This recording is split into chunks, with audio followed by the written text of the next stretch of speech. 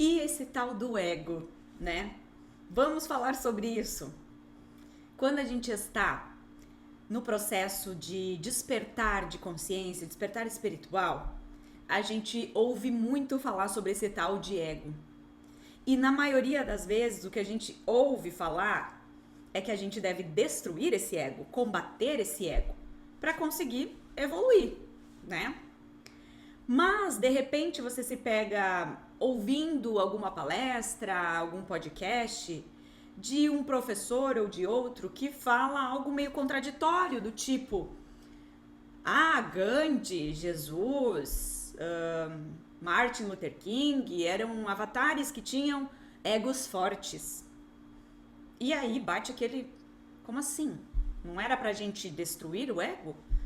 Combater o ego? Como assim eles tinham um ego forte? E aquilo ali não se encaixa. Assim como muitas outras coisas no estudo da espiritualidade parecem se contradizer, né? E essa história do ego, ela já aparece de cara no processo inicial do despertar. Eu iniciei o meu despertar com o professor Hélio Couto. E muita gente começou com ele, e para mim ele segue sendo ainda o maior de todos os professores. E o Hélio sempre fala muito sobre o ego.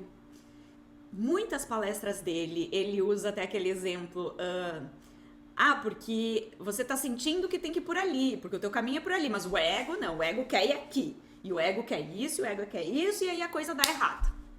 Tá.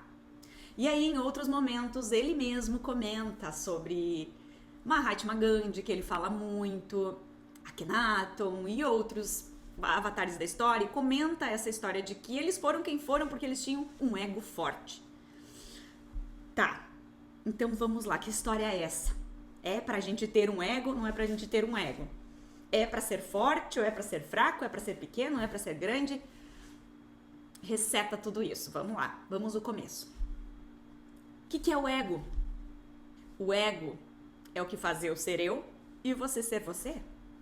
O ego é o que faz a individualidade acontecer aqui, nesta dimensão material. Estamos encarnados em um corpo humano. E para ser humano é necessário ter um ego. Todo mundo tem um ego estando aqui e precisa ter. Se eu não tenho ego, eu não sou ninguém.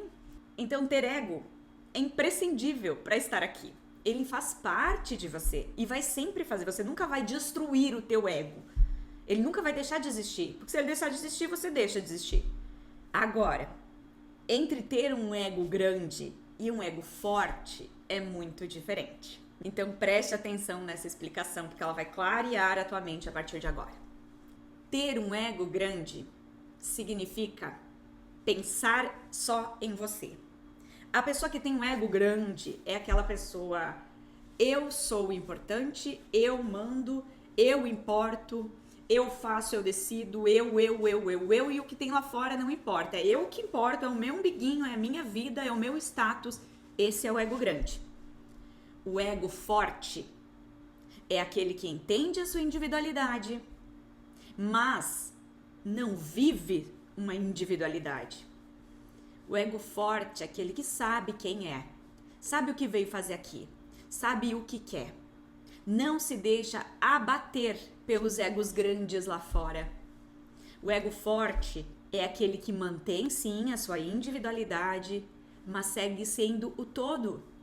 Segue agindo na filosofia do todos somos um, com empatia, com compaixão, entendendo o sistema e não se corrompendo a ele. O ego forte é aquele que, não importa o poder que tenha lá fora, ele não se permite ser colocado em uma caixinha.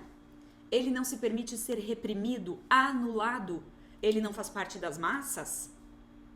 O ego forte é o que te faz evoluir sem ficar preso nas armadilhas da matrix do sistema. Os avatares, todos eles tinham um ego forte. Jesus tinha um ego forte. Ele sabia quem ele era. Ele sabia do que ele veio fazer aqui. E ele não permitiu que os egos grandes de tudo que o cercava impedissem ele de fazer o que ele veio fazer. Esse é um ego forte.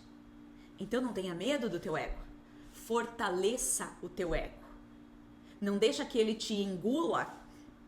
Ele não precisa se tornar grande, maior que você e maior que tudo lá fora. Ele só tem que ser forte, determinado, saber o que quer, para onde vai, quando, como, com quem. Essa é a diferença. Não tenha medo. Ter um ego faz parte. É importante. Um ego forte e não grande.